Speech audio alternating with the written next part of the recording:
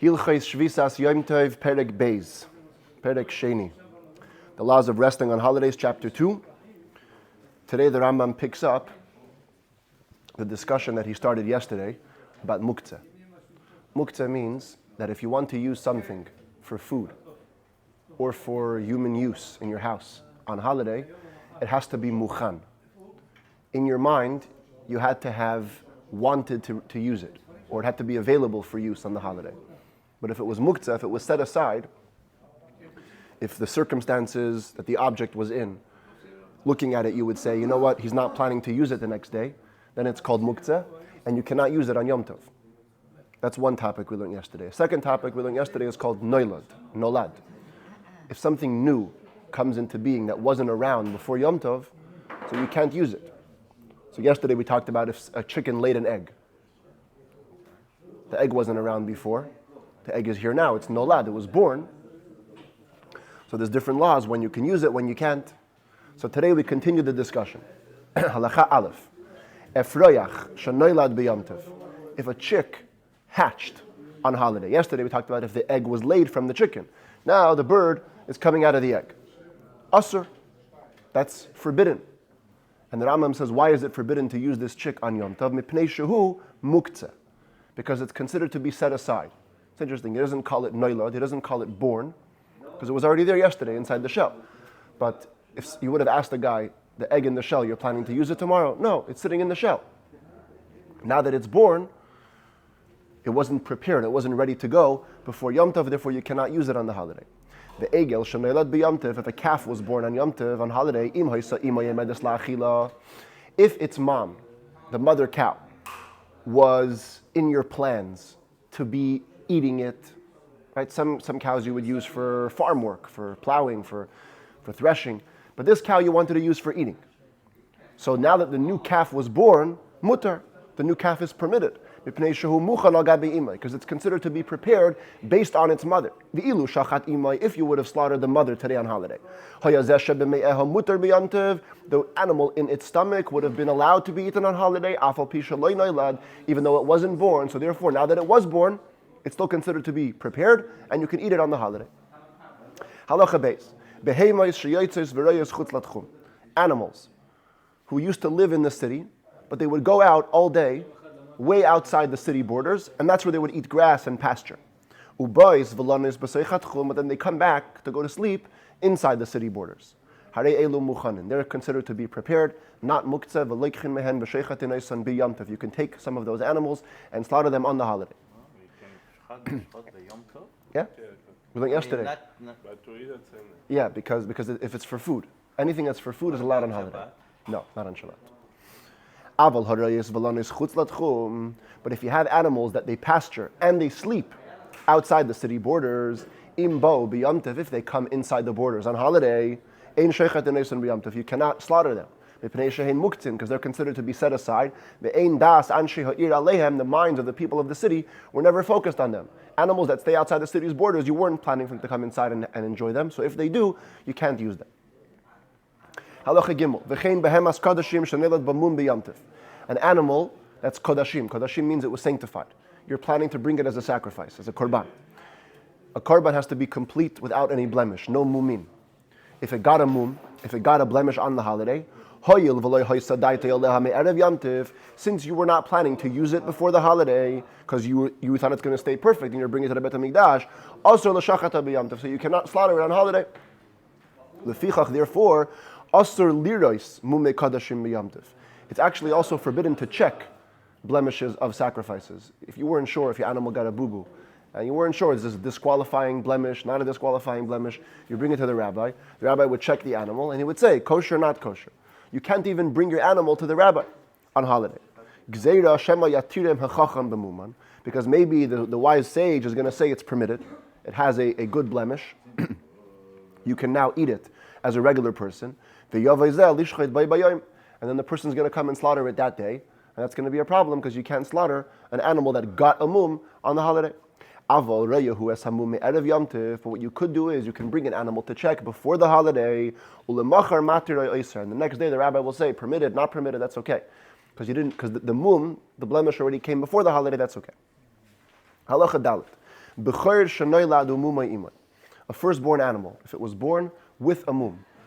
Rambam is making reference here in the 9th book of the Rambam. We're going to have Hilchot Bechorot. Any firstborn animal, from a kosher animal, has to be brought to the Bet HaMikdash. It's automatically considered hekdesh, automatically considered sanctified. But if it gets a mum, if it gets a blemish, you can keep it and eat it for yourself. So if a bechor was born with a mum, harei zeh muchan, that's considered to be ready, prepared, you can have it on the holiday. However, you don't check it to begin with initially on holiday, you don't check it for a mum. But if you transgressed and if you went and you checked it for the mum, and the sage said it's permitted, then you can slaughter it and eat it because it's considered to be muchan, it's considered to be prepared. A firstborn animal falls into a pit. So, technically you can't really slaughter it on the holiday. So picking it up would be handling muktzeh. So what do? Says the Rambam, you have to feed it in its place. Give it food in the pit. So you can't bring it out of the pit because it's not fitting to be slaughtered on the holiday. So it's muktzeh. So you can't touch it, but you can keep it alive in its place. If an animal and its son fell into a pit, this is a special halacha also we're going to have later in the 5th book of the Rambam. You cannot slaughter a mother and its child on the same day, animal. If you slaughter a cow one day, its son, only the next day you can slaughter. So what if both animals fell into a pit? So there's no way you can bring them both up because you can't slaughter them both today. So says the Rambam, this is one of the only places in the Torah where we allow you to make a trick. You pick up the first one and you say, I'm going to slaughter it. And then you don't slaughter it. And then you say, oh, there's another animal in the pit. You make a trick. You bring up the second one, having in mind to slaughter it. And then slaughter whichever one you want. You can't slaughter both, but whichever one you want is good. Because of the pain for animals, we don't want to cause animals extra pain, so we allowed you to make a trick and bring them both out of the pit, even though you're only going to slaughter one of them. An animal that was regular, it wasn't holy. It fell off a roof. And it survived for 24 hours. The halacha is, we're going to see also in the 5th book of the Rambam, the laws of shchita, that if an animal survives a crash for 24 hours, it's considered to be kosher. You can slaughter it, but you have to check it before you eat it. You check what? All the limbs inside, everything. Maybe a leg cracked. If it's broken, then it's all treif. It's all not kosher. So here you have an animal that survived the 24 hours, and it needs to be checked. No problem. Even if it's holiday, you can slaughter it and check it. Because it's possible that it will be kosher and you can eat it. If you knew for sure that you couldn't eat it on the holiday, then you can't slaughter it on the holiday. But because over here it already survived a 24-hour crash, and you're able to slaughter it, so even though you're going to have to check it, and if it's good, it's good. Halacha hey, avazin v'tarnagolim v'yonim shababayis, geese or chickens or doves that hang out in your house. Hare'elu muchanin, they're considered to be prepared. Ve'ein tzrichin zimun, they don't have to be designated before the holiday in order to allow you to use them. Aval yoynei shoivach, but if you have doves hanging out in a birdhouse, the yoynei aliyah, or doves hanging out in the second story of homes, they used to make nests over there. V'tziparim shekinenu bitfichin, and birds that made a nest in a tafiach. Tafiach, according to most commentaries, is a little hole in the wall. They used to have walls with holes in them that were actually meant for birds to make nests. So that's called a tafiach. If the bird made a nest in a tafiach, oy bekira, or kira literally means like a little range or an oven, but other texts have the word bebira with a bet, in a little tower. They made a nest in a little tower on your property or outside your property, ube pardes, or in an orchard. In these cases, these birds are considered to be set aside. If you want to use them the next day, you have to go there the day before and designate them. And to say, tomorrow I'm going to take these birds to use. How can you designate a dove? Because they would sit there. They wouldn't necessarily go anywhere. You went to the birdhouse, you saw the two doves. Hey, I want this one, I want that one. Tomorrow I'm going to come back and get them. Okay. You're saying, what if they switched? Yeah. Okay, we'll see in the next halacha. Yeah, talks about that. Just verbally saying, I want this one and I want that one is good. You don't have to move them. You don't have to hold them. Just the words are considered to be a good designation, and it's okay to be used the next day. Says the Rambam, now what happens if you have some problems? You designated a dove and you found other ones or different situations. Halacha vav. Zimein shechayrim ulevanim. You designated black doves and white doves. And the next day you come, umatza shchayrim b'makim levanim ulevanim b'makim shchayrim. And you find the black doves are in the place of the white ones, and the white ones are in the place of the black ones. So the easy way to go is you say it's the same doves, they just switch places. And then it's okay. But the Rambam says no, asurim, they're forbidden. Sha'ani oimer, because I can say, Shema oisan shezimein parchu lahen. Maybe all the ones that I prepared yesterday flew away. Ve'elu acherim hein, and the ones that are here now are other ones. V'chol safek muchan asur. Anytime you have a doubt about whether something is prepared or not, it's forbidden. So here, since you're not sure it's the same doves, you have to assume it's not, and it's forbidden. Zimein shnayim u'matzah shleisha. If you prepared only two, yesterday when you came there was only two doves, and now you come and there's three, Hakoil Asr, everything is forbidden, because you don't know which is the new one.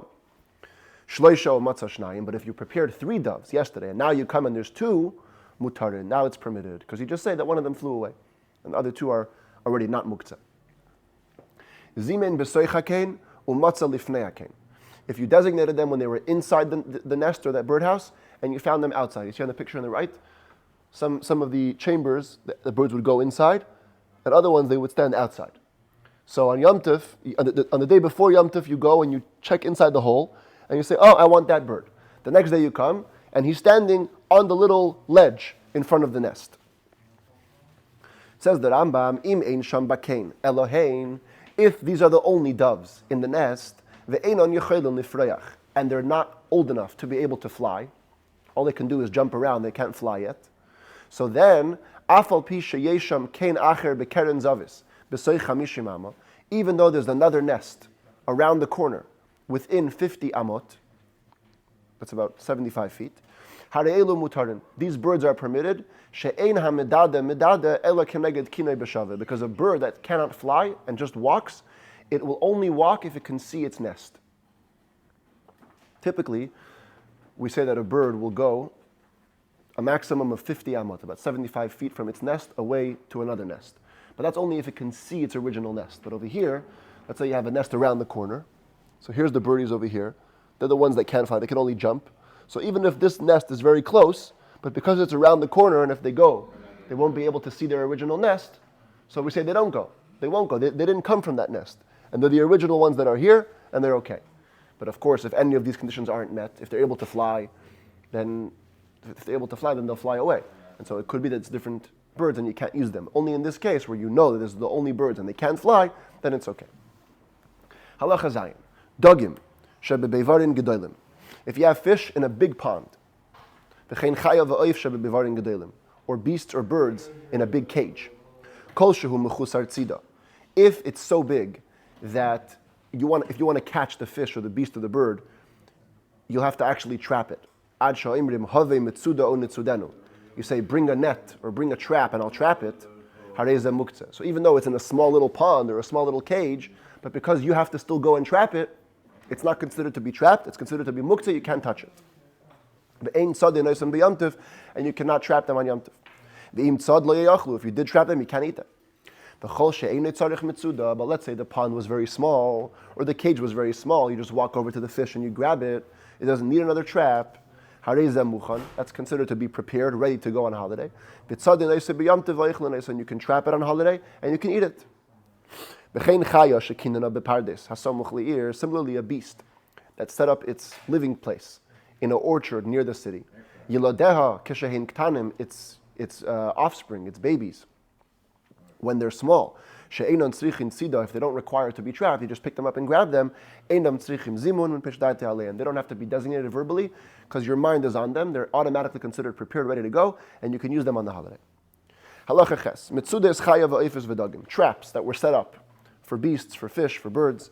If you spread them out before the holiday began, you cannot take from them on the holiday unless you know that they were actually already trapped before the holiday began. Because if they were only trapped today, that means they were muktzeh. Your mind wasn't on them before the holiday.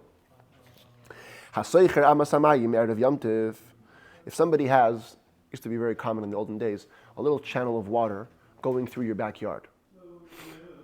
your fence on the two sides were open. The channel of water would flow from the outside through your property out to the other side of your property. Let's say you decided to dam, to stuff this channel of water on both sides before the holiday. Ulemachar, the next day, hishkim umatzah badagim. You wake up, and in your channel of water you find fish. Turns out when you stuff the sides, there was some fish trapped in the water. Hare'elu mutarin. That's allowed. Shekvar nitzaydu me'erev Yom Tov, because they already were trapped before the holiday. V'hare'ein muchanim, and they're considered to be ready to go. They're not muktzeh, and you can use them. Halacha tes bayis shehu malei peris muchanin. If you have a little, uses the word house, but it means like a little chamber or a little structure that was closed on all sides, and it was full of produce, ready to go produce. That's not muktzeh. V'nifchas, and a part of this structure was destroyed on the holiday. Noitel mimkoim apchas. You can take fruit out from that little hole. It's not a problem, because the fruit themselves were considered to be muchan. They were already, you had in mind to eat them if the structure would get destroyed.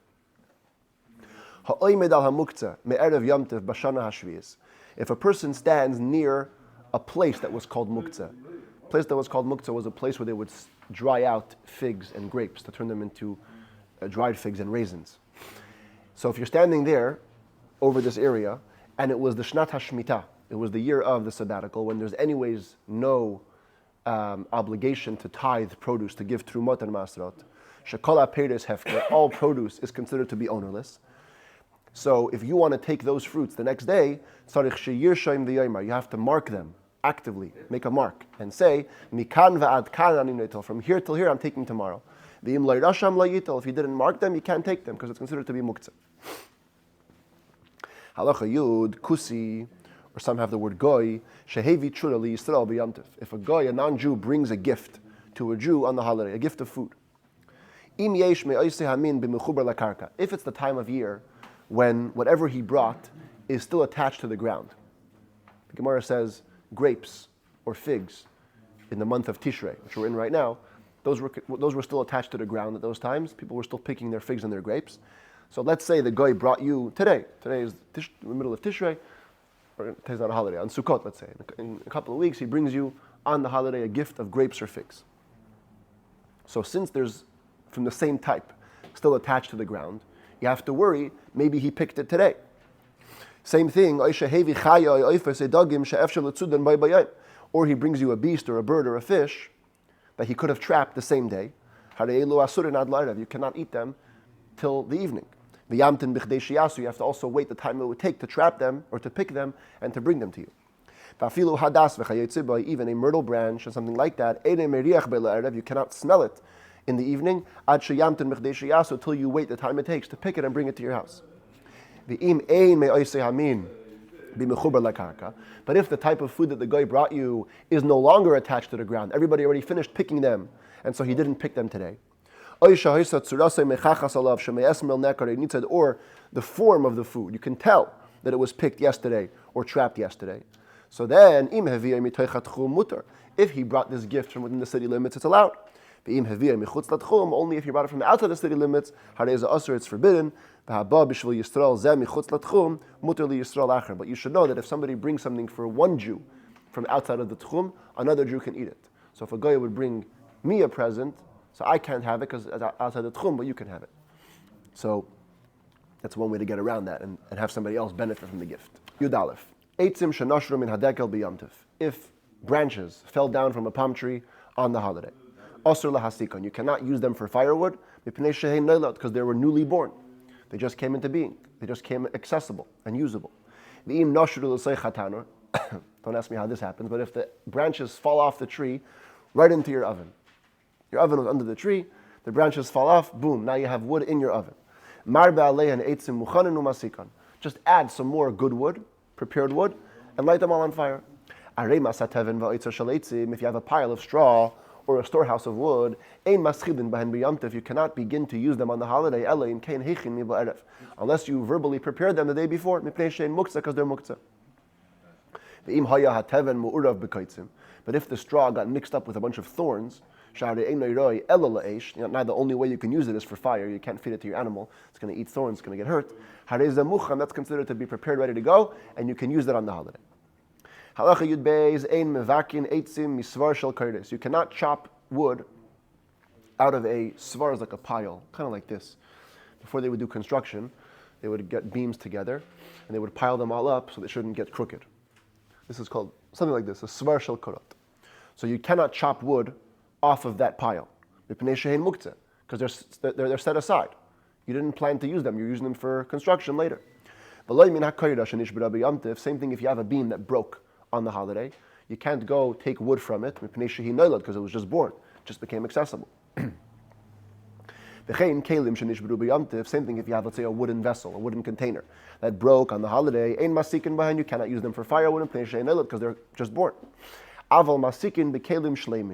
But you could use a complete wooden box, let's say, put it into your fire, because the vessel as it is allowed to be moved. Or with wooden vessels that were broken before the holiday, because they were ready to go for even a different type of work before the holiday. And so that's allowed, because it wasn't muktzeh. By a similar case, if you have walnuts or almonds that you ate them before the holiday, so the shells, you can use them the next day for firewood, because they were already ready to go before the holiday. But if you only ate them on the holiday, so the shells were just born, they just came into being now, so you cannot use their shells for firewood. Here we have something very rare. The Rambam says, "V'yesh nuschos." There are some versions of the Talmud that I found, sheyesh bahen, where it says the opposite.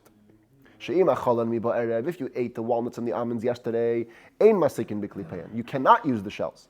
Because they were set aside, you don't want to use them. But if you ate them on the holiday, then masikin, then you could use them for firewood, because they're considered to be prepared based on the food. Since you can eat the food on the holiday, you can also use the shells on the holiday. And it's one of the very few places that Rambam usually just rules, on halacha. He doesn't tell you this text, that text. Here he brings you two different texts because they're both equally viable. And he leaves us with that. Doesn't leave us with a clear halacha. Halacha Yud Gimel. Kaitz ratov. A moist or a wet thorn. Harehu muktzeh. It's considered to be muktzeh, set aside, because you can't light it. It's wet wood, you can't light. Lefichach, therefore, asur le'lasis k'may shapud litles beiba. So you cannot make this long thorn into a spit to roast meat on it. V'chein kol kayetze was anything similar to that because it's muktzeh before the holiday. Halacha Yudalid noitlin eitzim asmuchim odafnei asukah. If you have wood that's leaning on the walls of a sukkah, this is not a sukkah for the holiday of Sukkot. This is a regular hut. You have a hut in your house, back of your house with some wood leaning onto it. The wood is considered to be allowed to be moved. Umasikin behind, and you can light them for firewood. Aval ein meviim min asada, but you cannot bring new wood from the field, afilu hayul mechunasim sham miba'erev, even if they were already gathered in a pile before the holiday. Aval but megabiv hu basada milefanav umadlik sham. If you're cooking, you're having a barbecue in the field, you can gather nearby wood chips from whatever's in front of you and light them over there. If there's a pile of wood, small wood, in an enclosed area, even if it was enclosed not for the purpose of living, but it's an enclosed area, you can bring wood from there to use on the holiday. Provided it has a doorway to it, and it's within the city limits, the city borders. If any of these conditions is missing, it's considered to be set aside, you can't use it on the holiday. Halacha Tezvav. Ale konim va'ale gefonim. Leaves from reed branches or leaves from vines. Afal pishein mechunasim bekarpef. Even if they're gathered in a pile in an enclosed area, kevan sheharuach mefazeres. Since if the wind comes, it'll blow them all away. They're very light leaves. Harehen kim mefuzarin va'asurin. So it's like it's spread out and it's forbidden. But if you put a heavy vessel on it to hold down the pile of leaves before the holiday, then they're considered to ready to go, and they're not muktzeh, you can use them on the holiday. Tez zayin, if an animal died on the holiday, if it was already in danger, it was already getting old and dying before the holiday, so you can say it's not muktzeh, and today you can cut it up and feed it to your dogs. But if it wasn't in danger yesterday, it was just a healthy animal collapsed and died, since your mind wasn't on it, you weren't planning to use it, it's muktzeh, you cannot feed it to your dogs. You shouldn't even move it from its place. Behemas kodashim shemesa, an animal that was holy, sanctified as a sacrifice, and it dies on you on the holiday. Utruma shanit mes, or if you have truma, produce going to the Kohen, belongs to the Kohen, and it became ritually impure. Also, loy yizizena mimkaima, you cannot move it, it's muktzeh, leave it alone till the end of the holiday. Yud Zayin. Dogim ve'oifos v'chaya shehein muktzeh. Any fish or birds or beasts that are considered to be set aside, they're in a big pond, let's say, or they're outside of your property. Ein mashke noisan b'yamtiv ve'ein noisan lefnei mezainis. You cannot give them to drink on holiday, and you cannot put food in front of them on the holiday. Shema yavei likach mehan, because you might come to take one of them to be used in your property. The kolsha asur la'achler lihishtamesh be'yamtiv v'pnei shu muktzeh. Anything which is forbidden to be eaten or to be used on holiday, because it's muktzeh, asur l'tatla, you also can't even move it. Yudches, hamachnis offer me'erev yamtiv. If you bring in a whole pile of dust or dirt into your house before the holiday. Im yiched libachatzeirei keren zavis. If you piled it all up in one corner in your courtyard, harei zamuchan, it's considered to be prepared, ready to go. Umuter letaltalei v'lasis by kol tzrachav. You can move it and do whatever you need to do with the dust. V'chein efer shehusak me'erev yamtiv. Also ash that was all lit up and the pile of ash was created before the holiday. Muchan, it's considered to be prepared. You can use it on the holiday. But if the pile of firewood was only lit on the holiday and the ash only was created on the holiday, as long as the ash is still hot enough that you can actually roast an egg on it, you can move the ash. It's still considered to be fire. Once the ash cools down, you cannot move it anymore on the holiday. Because it's newly born. The ash was created on the holiday. If a person has a shovel stuck in the ground already from before the holiday, and he picks it up on the holiday, and this shovel brings up some dirt with it. If the dirt was tichuach means it's loose, it's not stuck together, then you can actually use it to cover the blood. There's a mitzvah of kisui hadam. If you slaughter an animal or a bird, coming up on Sunday we're doing kaparot, when you slaughter the chicken, you're supposed to cover the blood. So you can actually use that dirt to cover a slaughtered animal with it, and you can move the dirt. But if you brought up a clod of earth, it's all stuck together, it's not loose, you cannot crumble it on holiday. That's like tochen, that's like grinding, which is forbidden. And tomorrow the Rambam is going to continue this theme of using dirt to cover the blood of animals on holiday in different cases.